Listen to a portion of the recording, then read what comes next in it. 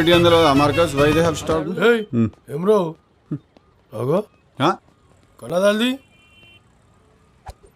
Boomerang item సరిగా నిల్చోనికనే అయితే లేదు ఇంతగానం ఎందుకు తాగినవరా భయ్ ఊపిల్లా ఊపు నాకు ఇష్టం ఆల్కహాల్. ఊపురా ఊపు ఎందుకు నువ్వు యోనో నోట్లో పెట్టినావు? అది ఫ్రెష్ ఆ స్ట్రా?